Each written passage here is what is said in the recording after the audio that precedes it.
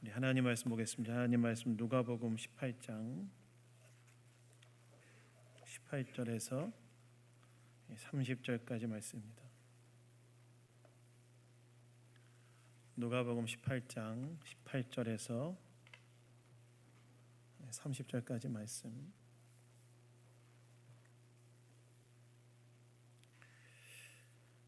다 찾으셨으면 저와 교독하도록 하겠습니다. 어떤 관리가 물어 이르되 선한 선생님이여 내가 무엇을 하여야 영생을 얻으리이까?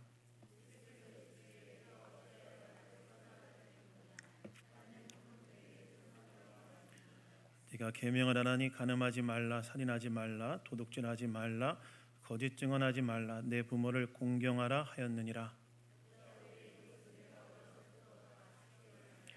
예수께서 이 말을 들으시고 이르시되 네게 아직도 한 가지 부족한 것이 있으니 내게 있는 것을 다 팔아 가난한 자들에게 나눠주라. 그리하면 하늘에서 내게 보화가 있으리라. 그리고 와서 나를 따르라 하시니 예수께서 그를 보시고 이르시되 재물이 있는 자는 하나님의 나라에 들어가기가 얼마나 어려운지 낙타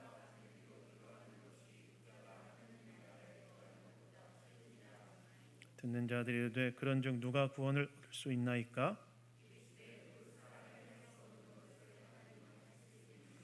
베드로가 여짜오되 보옵소서. 우리가 우리의 것을 다 버리고 주를 따랐나이다.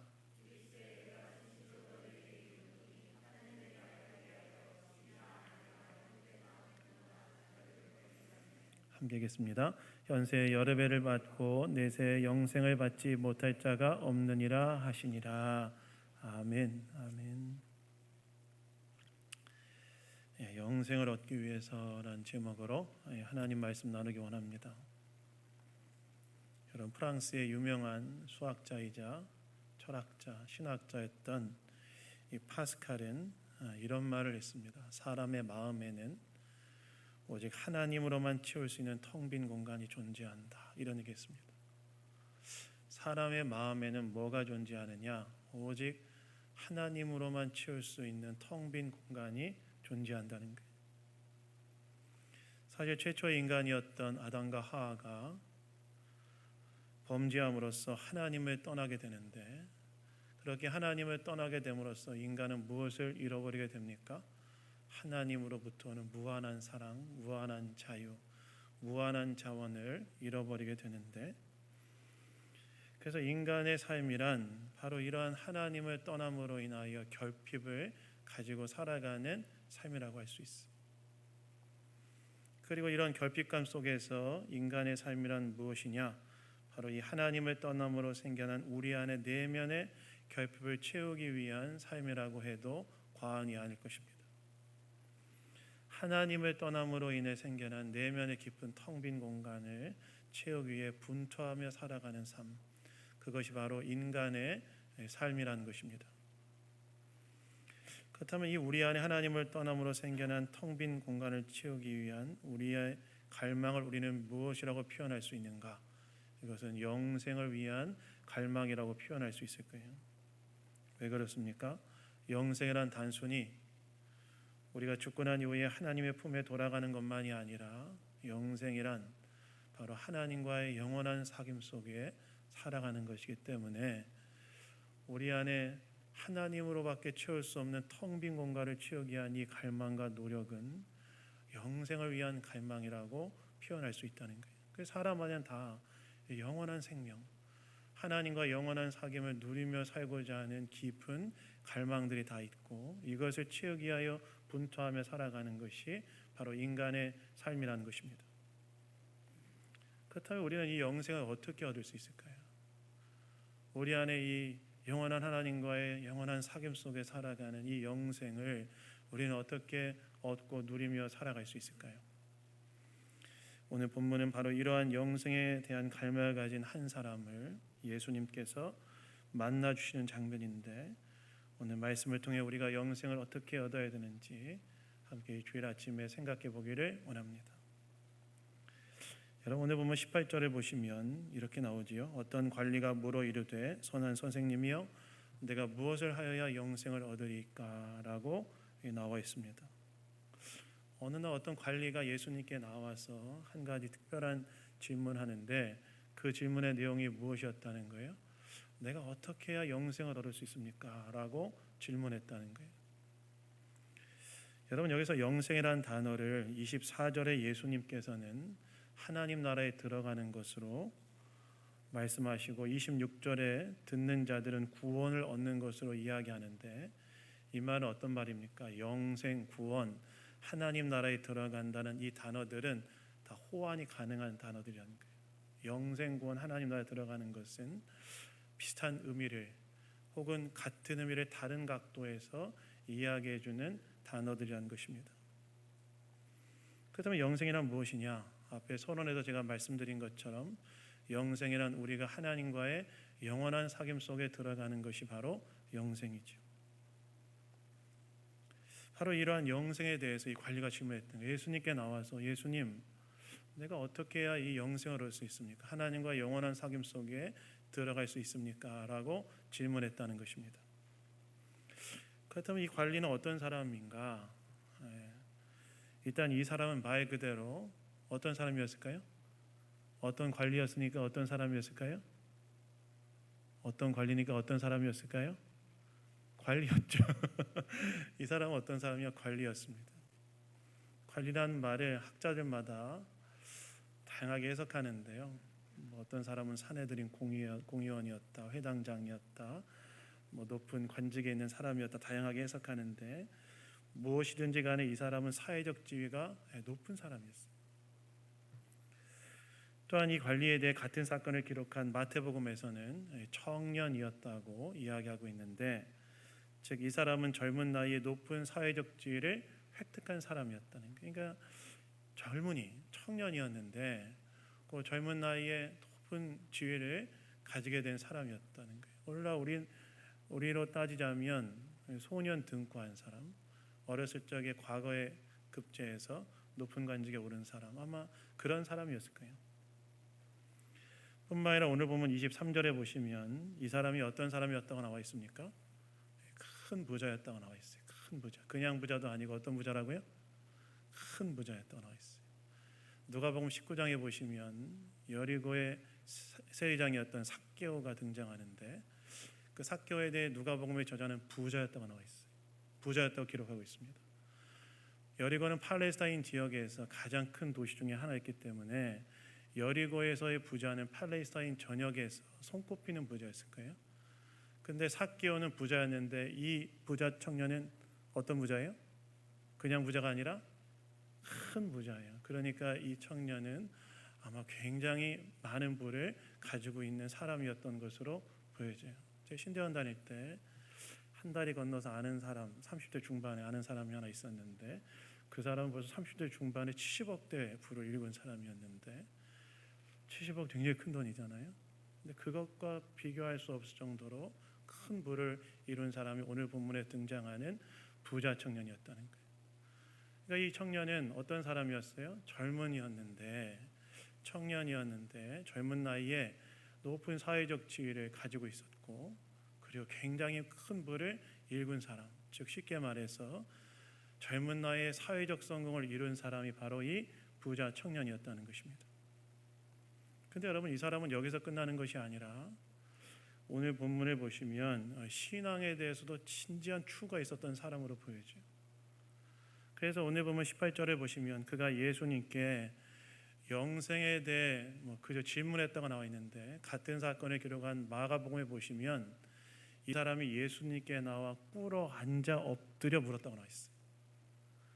예수님께 나와 꿇어 앉아 엎드려 영생을 내가 어떻게 영생을 얻을 수 있겠습니까? 라고 질문했다고 나와 있는데 이 행동을 통해서 우리는 뭘 알 수 있죠?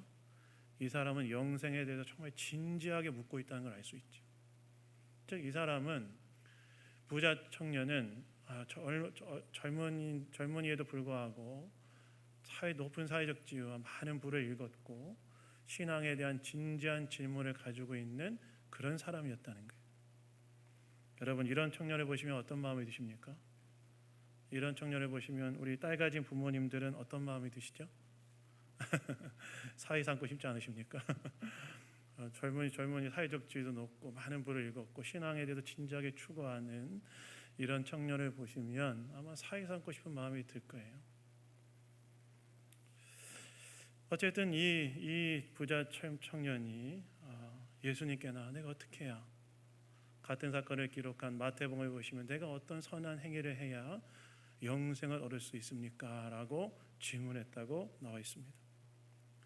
여러분, 여기에서 우리는 이 사람이 영생에 대해 가지고 있는 한 가지 전제를 발견하게 되는데, 이 사람은 어떻게 영생을 얻게 된다고 생각하고 있습니까? 어떻게 해야, 어떤 선한 행위를 해야 영생을 얻을 수 있습니까? 라는 이 질문 속에서 그의 안에는 영생에 대한 어떤 전제가 있는 걸 알 수 있죠. 그는 행위로 영생을 얻을 수 있다고 생각하는 그런 전제를 가지고 있는 사람이었어요. 여러분, 당시 유대인들은 부와 지위가 하나님의 축복의 결과라고 생각했기 때문에 이렇게 많은 부와 지위를 가지고 있는 이 젊은이는 어쩌면 스스로 내가 영생에 가장 가까운 자가 아닐까, 이런 은연중에 생각을 했던 것으로 보이고, 그것을 예수님께 확인받고 싶어서 예수님, 제가 이 젊은 나이 이 많은 부와 이 지위를 획득했고 이것은 내 행위에 대한 하나님의 축복의 결과라고 생각되기 때문에 내가 영생에 가장 가까운 사람 아닙니까? 이것을 확인받고 싶어서 예수님께 나와 내가 어떻게 해야 영생을 얻을 수 있습니까? 라고 질문했던 것으로 보여집니다. 그냥 오늘 본문을 보시면 참 저는 예수님이 참 재밌어요. 전 예수님의 이 말씀이 늘 재밌는데, 예수님께서 이 부자 청년의 이야기를 딱 질문을 받으시고 난 다음에 첫 번째 반응이 뭐였냐면, 예수님 뭐라고 말씀하시고 19절 한번 다 같이 한번 읽어보도록 하겠습니다. 우리 19절 읽겠습니다. 시작. 예수께서 이르시되 네가 어찌하여 나를 선하다 일컫느냐? 하나님 한 분 외에는 선한 이가 없느니라. 참 되게 태도도 겸손하고, 어떻게 보면 선한 선생님이라는 이 표현에는 예수님에 대한 아주 호의를 얻기 위한 호칭인 것처럼 보여지는데, 예수님의 딴지를 탁 거세요. 뭐라고 하시는 거예요? 네가 어찌하여 나를 선하다 하느냐? 하나님 한 분 외에는 선한 이가 없다. 이렇게 말씀하세요. 사실 선한 선생님이라는 호칭은 어떻게 보면 이 부자 청년이 예수님께 호의를 얻기 위한 호칭이었을 텐데, 예수님은 거기에 딴지를 거는 거예요. 네가 나를 위해 선하다 하느냐? 선한 분 하나님 한 분이시다. 여러분, 예수님의 이 답변, 이 뭔가 딴지를 건 답변. 제가 가끔 이 복음서를 보다 보면 예수님은 사랑은 많으시지만 원만한 분은 아니신 것 같다. 이런 느낌이 들 때가 있거든요.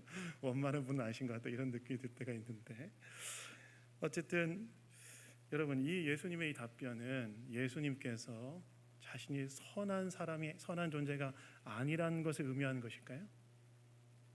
아닙니다. 여러분, 이 19절의 말씀을 잘 보시면 여기에 굉장히 중요한 예수님의 자의식이 딱 드러나는데, 예수님이 지금 뭐라고 말씀하시는 거냐? 이렇게 말씀하시는 거예요. 네가 나를 선하다고 하는데, 선한 분은 오직 하나님 한 분뿐이시므로 네가 나를 선하다고 한다는 것은 네가 정말 내가 누군지를 알고 얘기하는 거느냐? 네가 나를 선하다고 이야기하는데 선한 분은 오직 하나님 한 분이시니까 네가 나를 선하다고 하는 이 호칭에는 네가 나의 정체를 정말 알고 질문하는 것이냐? 라는 그런 의미가 담겨져 있어요. 다시 말해서 네가 나를 그 선하신 하나님, 영생에 대해서 가장 권위 있게 이야기할 수 있는 그 선하신 하나님이라는 사실을 인정하며 나에게 이 질문을 하는 것이냐? 라는 질문이, 그 내용이 이 반문 안에 포함되어 있다는 거예요. 즉 예수님께서는 자신을 선한 선생님이라고 부르며 영생에 질문한 이 부자 청년을 향해 내가 정말 그 질문에 대해 가장 권위 있는 답변을 해줄 수 있는 하나님이라는 사실을 너가 정말 인정하며 나에게 질문하는 것이냐라는 그런 의미가 담겨져 있다는 거예요. 여러분, 여기에서 우리는 영생을 얻기에 우리가 어떻게 해야 되는지에 대해 한 가지 분명하게 짚고 넘어가야 할 것을 깨닫게 되는데, 그게 무엇이냐면 영생에 대해, 구원에 대해 가장 권위 있고 분명하게 말씀해 줄 수 있는 분은 오직 예수님 한 분뿐이라는 사실을 우리는 명확하게 해야 된다.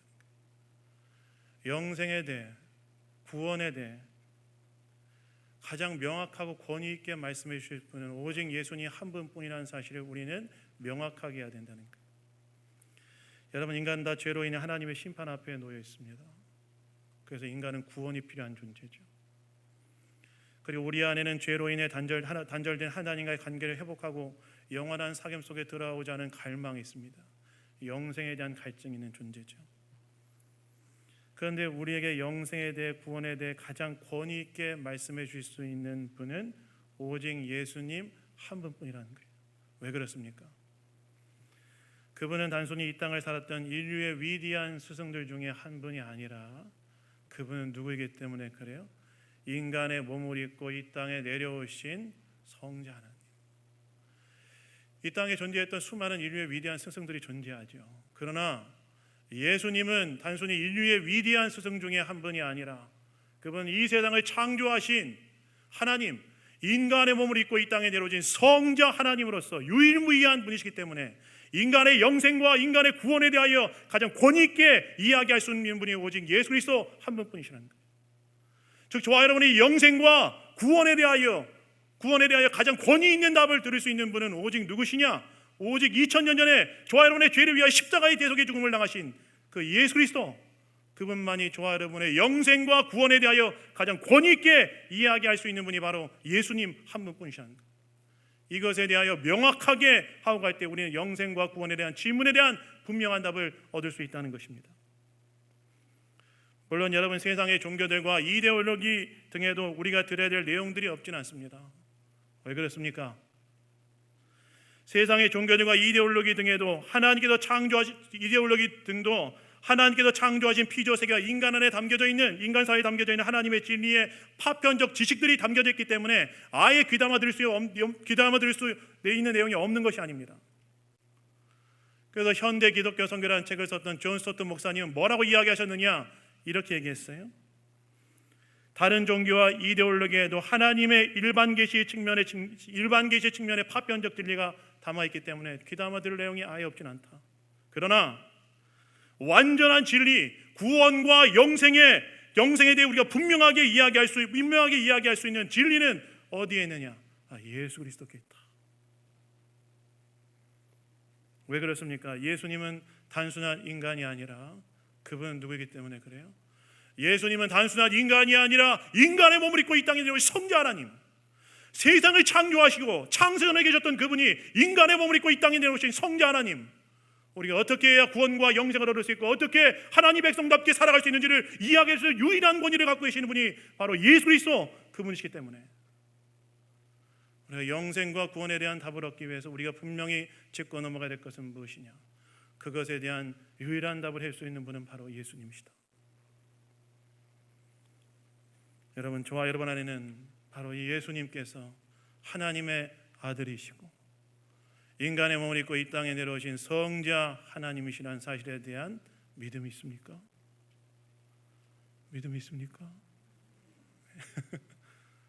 우리의 영생과 구원에 대하여 가장 권위 있게 말씀해 주실 수 있는 분이 바로 예수 그리스도라는 사실을 믿으십니까?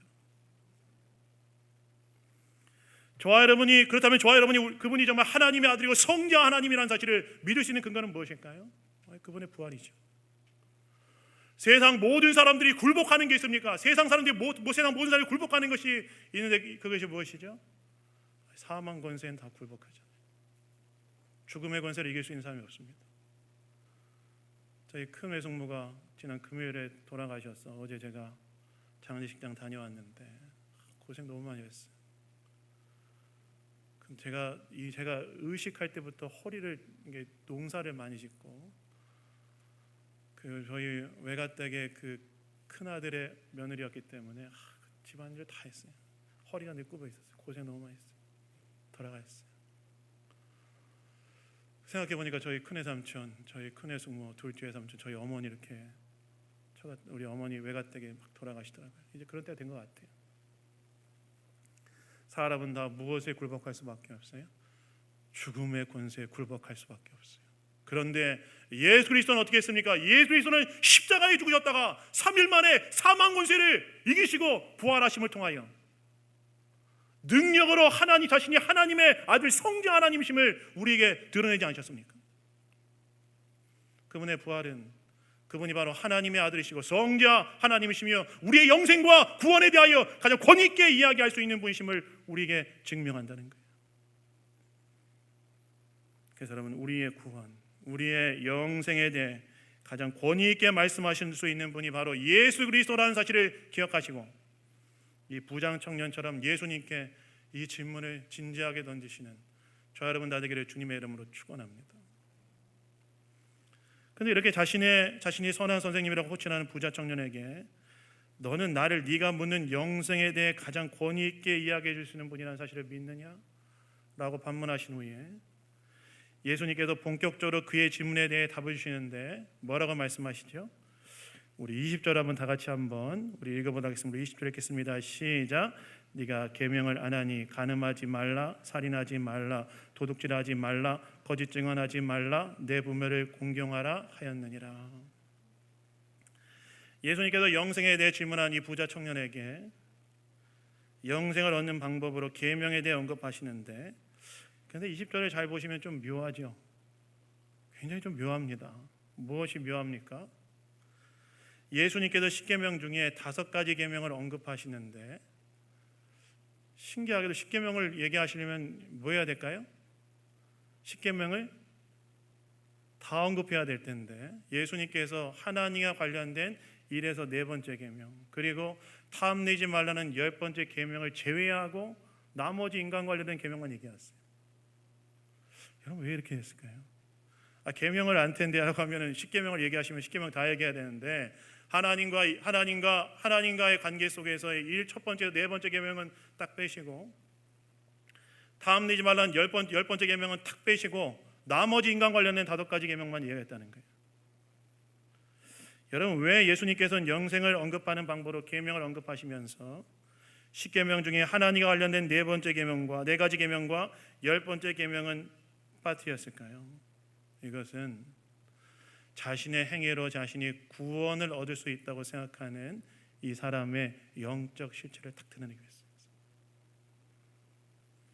실제로 여러분, 그는 21절에 이야기한 것처럼 인간관계와 관련된 계명은 비교적 잘 실천했는지 모르겠지만 그와 하나님과의 관계는 어떠했습니까? 22절과 23절을 보시면 그의 안에는 하나님보다도 그 부자 청년의 심령 안에는 하나님보다도 사랑하고 의지하는 게 있었어요. 부자 청년의 심령 안에는 하나님보다도 사랑하고 의지하는 게 있었는데 그게 무엇이었습니까? 재물이었어요. 재물. 하나님께서는 우상 숭배하지 말라고 하셨는데 그는 하나님보다 돈을 더 의지하고 사랑함으로써 돈을 하나님 자리에 두고 살아간 거예요. 그래서 예수님께서 일부러 하나님과 관련된 계명과 탐내지 말라는 계명을 빠뜨리시면서 계명을 네가 알지 않느냐라고 이야기하신 거예요. 너의 영적 실체를 봐라. 네가 너의 행위를 통하여 너의 자신을 구원할 수 있다고 생각했지만 너의 하나님과의 너와의 관계, 탐내지 말라, 너 재물에 대한 너의 욕심을 봐라. 하나님보다 너는 하나님보다 재물을 더 의지하고 재물을 더 사랑하는 사람 아니냐. 그의 영적 실체를 드러내기 위해서 주님은 그 계명을 탁 빠뜨리신 거예요. 그래서 예수님께서는 일부러 하나님과 관련된 계명과 탐내지 말라는 계명을 빼고 말씀하시면서 그의 영적 상태를 드러내시면서 그가 영생을 얻을 수 있는 방법, 즉 내게 있는 걸 다 팔아서 가난한 자에게 나눠주고 그리고 와서 나를 따르라고 말씀하신 거예요. 그런데 그 부르심 앞에 부자 청년은 어떻게 합니까? 근심하고 돌아갔다 나와 있죠. 다시 말해서 그는 자신의 행위와 그로 인한 부와 지혜와 자신이 구원할 거라고 생각했는데 예수님 그것이 아니라고 말씀하신 거예요. 그리고 근심하고 돌아간 거예요. 사실 여러분, 예수님께서 무엇을 영생의 방법으로 제시하였습니까? 우리 22절 한번 읽어볼까요? 우리 22절 한번 다 같이 한번 읽어보도록 하겠습니다. 우리 읽겠습니다. 시작. 예수께서 이 말을 들으시고 이르시되 내게 아직도 한 가지 부족한 것이 있으니 내게 있는 것을 다 팔아서 가난한 자들에게 나눠주라. 그리하면 하늘에서 내가 보아있으리. 그리고 와서 나를 따르라 하시니. 예수님께서 무엇이라고 말씀하세요?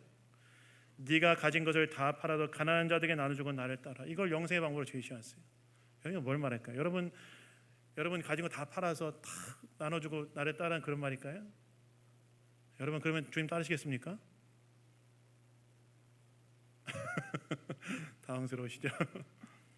여러분 이건 뭘 말할까요? 여러분 이것은 단순히 그에게 네 재산을 다 팔라는 말이 아니에요.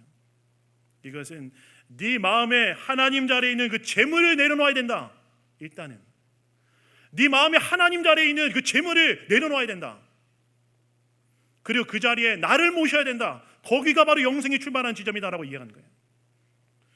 즉 예수님께서 부하지와 행위로 구원과 영생을 얻을 수 있다고 생각하는 이 부자 청년에게 그러한 방법이 너를 구원할 수 없다고 말씀하시면서 영생이란 너희 삶의 주인이 자리에 있는 재물을 내려놓고 거기에 나를 모실 때 그때 네가 진정한 영생을 얻을 수 있는 것이라고 예수님께서 영생의 방법을 제시하신 것입니다. 여러분 여기서 우리는 어떻게 영생을 얻을 수 있는지에 대해 깨닫게 되는 것이 있죠. 우리는 어떻게 영생을 얻습니까? 그것은 예수님께서 늘 말씀하셨던 공생애를 시작하시면서 외치셨던 것 무엇입니까? 때가 찼고 하나님 나라가 가까이했으니 회개하고 복음을 믿어라. 이 말씀대로 영생을 얻는다는 거예요. 여러분 회개는 무엇입니까? 회개는 죄에서 돌이키는 거죠. 그러면 죄는 무엇입니까? 깊은 자기중심성, 하나님의 피조물로서 하나님 중심으로 살아가야 될 인간이 자기 중심으로 살아가는 것이 죄 아닙니까? 그래서 회개는 무엇입니까? 나 중심으로 살았던 삶의 방향을 하나님 중심으로 바꾸는 게 회개죠. 즉 예수님께서 부자 청년에게 물질을 다 팔아서 가난한 자에게 나눠주라는 이 말씀은 너희 중심에 하나님 자리에 앉아있는 재물을 내놓고 하나님 중심으로 삶의 방향을 바꾸는 게 필요하다. 이해가신 거예요? 네가 정말 영생을 얻고자 하느냐? 그럼 너의 하나님 자리에 앉아있는 그 재물을 내려놓는 회개하는 게 일단 필요하다. 그리고 복음을 믿는다는 것은 무엇입니까? 예수님께서 우리의 죄에 대한 대가를 십자가에 대신 지불했음을 믿는 것으로서 바로 예수님을 주님의 자리에 모시는 것이 바로 복음을 믿는 거 아니겠습니까? 즉 영생은 어떻게 얻는가? 내가 하나님 자리에 올려놨던 걸 탁 내려놓고 그 자리에 예수님 모실 때 그때 바로 우리는 영생을 얻게 된다는 거예요. 그래서 여러분 영생은요 돈으로도 사회적 지위로도 행위로도 얻는 것이 아니라 우리 안에 하나님 자리에 앉아있는 걸 탁 내려놓고 그 자리에 예수님을 모실 때 예수님을 믿음으로 영접할 때 우리는 그때 영생을 얻을 수 있는 것입니다. 그래서 여러분 이 진리에 대해 너무나 잘 정리해 놓은 찬양이 하나 있어요. 뭔지 아십니까? 이 진리에 대해 너무나 아주 레디컬하게 정확하게 얘기해 놓은 찬양이 하나 있어요. 뭔지 아십니까? 여러분 많이 들어봤어요. 불후의 명곡이죠. 돈으로도 못 가요 하나님 나라. 들어보셨습니까? 돈으로도 못 가요 하나님 나라. 힘으로도 못 가요 하나님 나라. 벼슬로도 못 가요 하나님 나라. 지식으로 못 가요 하나님 나라. 이것까지는 다 아는데 여러분 3절 아십니까? 3절? 3절 모르시죠? 어여뻐도 못 가요 하나님 나라. 마음 착해도 못 가요 하나님 나라. 믿음으로 가는 나라 하나님 나라. 거듭나면 가는 나라 하나님 나라. 우리는 다 어떻게 하나님 나라 들어간다는 거예요. 우리는 다 예수 그리스도를 믿음으로 우리 삶의 주인의 자리에 있었던 걸 딱 내려놓고 그 자리에 예수님을 모심으로 우리는 하나님 나라에 들어가게 된다는 것입니다. 여러분 오늘 저와 여러분은 삶의 주인의 자리에 우리 주인의 자리에 있는 걸 내려놓고 그 자리에 예수님 모였습니까? 삶의 방향을 주님께로 바꾸셨습니까? 여러분의 삶의 주인의 자리는 예수 그리스도 그분께서 계십니까? 한번 돌아보시고 다시 그 자리에 예수님을 모시는 이 자리는 저와 여러분 다 되기를 주님의 이름으로 축원합니다. 근데 이렇게 믿음으로 우리가 구원받는다고 하면 믿지 못하는 분들 계세요. 왜 그렇습니까? 세상에서 여러분 귀한 거 얻으려면 어떻게 해야 되죠? 여러분 세상에서 귀한 거 얻으려면 어떻게 해야 돼요? 여러분 직장 얻으려면 어떻게 해야 돼요? 죽도록 노력해야 되죠. 근데 구원과 영생이란 너무나 귀한 것이라 여겨지는데 회개와 믿음으로 온다고 하니까 잘 못 믿는 분들이 계세요. 근데 여러분 한번 잘 생각해 보십시오. 그것이 우리 입장에서 대가를 지불하지 않았을 뿐이지 하나님 입장에서는 어땠을까요? 아들을 십자가에 내어주시는 엄청난 대가를 지불한 것이죠. 대신 지불했다는 거예요. 어떤 전도자분이 탄광 속에 들어가서 점심시간을 이용해 광부들에게 하나님의 값없이 베푸시는 구원에 대하여 전도했다고 합니다. 일할 시간이 되자 이제 전도자가 다시 이제 나오는데 탄광을 나오면서 광부에게 아까 한 이야기를 물어봤대요. 값없이 얻는 구원에 대해 물어봤다 그래요.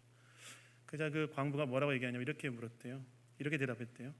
값이 너무 헐어서 그런 종교는 믿어지지 않습니다. 이렇게 얘기했대요. 너무 그렇게 어떻게 그렇게 쉽게 구원을 얻느냐? 헐어서 난 믿지 못하겠습니다. 그러자 전도자가 그 말에 대답도 하지 않고 승강기 앞에 서서 이렇게 얘기했대요. 이제 이 탄광을 나가려면 어떻게 해야 되죠? 이렇게 물어봤대. 그러자 그 광부가 그거야 지금 이 앞에 있는 승강기를 타고 올라가면 그만이죠. 그러자 다시 전도자가 이렇게 물어봤대요. 위까지 올라가는데 한참 걸립니까? 라고 물었고 그 광부는 한 3분이면 올라간다고 이야기했다고 그래요. 그러자 다시 전도자가 이렇게 말했대요. 그럼 나는 별로 애쓸 필요는 없네요. 그러자 이 전도자가 그렇죠. 당신은 타고만 있으면 됩니다. 라고 얘기했대요. 그러자 이 전도자가 다시 이렇게 물어봤대요. 그러나 처음에 이 탄광을 파고 이만한 장치를 할 사람은 한 사람은 힘도 들고 돈도 많이 들지 않았겠습니까? 그러자 그 광부가 이렇게 말했대요. 그거야 그렇죠. 이 탄광은 지상에서 500m 아래 있기 때문에 이 승강기를 만들려면 주인이 굉장히 많은 돈과 힘을 써야 됐을 거예요. 그러자 이 전도자가 의미심장하게 이렇게 말했다고 합니다. 맞습니다. 바로 그겁니다. 하나님의 말씀에 그 아들을 믿는 자는 영생을 얻는다고 했는데 당신은 너무 싸다고 했습니다. 그러나 멸망과 사망의 굴에서 우리를 구원해 주신 하나님은 독생자 예수를 십자가에 주셨으니 막대한 비용을 이미 드린 거 아니겠습니까? 무슨 말입니까? 우리가 믿음으로 받는 구원은 우리가 대가를 지불하지 않았지만 하나님께서 아들의 생명을 주심으로 얻게 된 구원이라는 거예요. 그래서 여러분, 저 여러분의 구원은 바로 이 아들을 믿는 믿음, 저와 여러분을 위하여 아들의 십자가에 되어신 엄청난 대가를 하나님께서 대신 지불하심으로 얻게 된 구원이라는 사실을 기억하시고 오늘 여러분의 구원의 근거를 여러분의 행위나 여러분의 그 어떤 것에 두는 것이 아니라 오직 아들을 십자가에 내어주신 십자가의 사역에 여러분의 구원의 근거를 두시는 그 안에서 진정한 안정과 평강을 누리시는 이 자리에 성도님들 다 되시기를 예수님 이름으로 축원합니다. 그 팀 켈러 목사님이 이렇게 말했어요. 우리가 회개할 것은 내가 하나님 앞에 범한 나의 죄뿐만이 회개하는 것이 아니라 나의 노력으로 내 구원을 쟁취하려고 하는 나의 의도 회개해야 된다. 구원은 오직 예수를 믿는 믿음으로 그분을 구주로 영접함으로 얻게 되는 거예요. 사랑하는 여러분, 여러분 예수 그리스도를 여러분의 구주로 영접하였습니까? 여러분의 삶의 주인의 자리에 있었던가? 이 부자 청년은 사회적 지위도 추구했겠죠. 많은 부도 추구했을 거예요. 나름대로 착하게 살려고 애썼던 것 같아요. 그러나 그것이 그의 구원의 근거가 되지 못했습니다. 구원은 오직 내 삶의 주인의 자리에 앉아있는 걸 내려놓고 그 자리에 예수를 무심으로 얻는 것이다. 오늘 저 여러분의 삶의 주인의 자리에는 그리스도께서 계십니까? 오늘 저 여러분의 삶의 주인의 자리에는 예수 그리스도께서 계십니까? 그 예수 그리스도를 구주의 자리에 모심으로 참된 영생을 새롭게 회복하시고 또 그리스도를 따르는 그 삶을 살아가는 이 자리에는 모든 교우들 다 되시기를 예수님 이름으로 축원합니다. 말씀 맺습니다. 여러분 영생은 어떻게 얻을까요? 영생은 오직 예수를 구주로 영접함으로 얻습니다. 영생을 얻은 자는 예수를 주인의 자리에 모시고 따르는 삶을 살아갑니다. 오늘 저와 여러분은 영생의 근거를 무엇에 두고 있는지 돌아보시고 예수를 주님의 자리에 모시고 그분을 따르는 삶을 살아가는 이 자리는 성도님들 다 되시기를 예수님 이름으로 축원합니다. 잠깐 우리 기도하겠습니다. 하나님 아버지, 오늘도 말씀을 통해 우리에게 이야기해 주시니 감사합니다.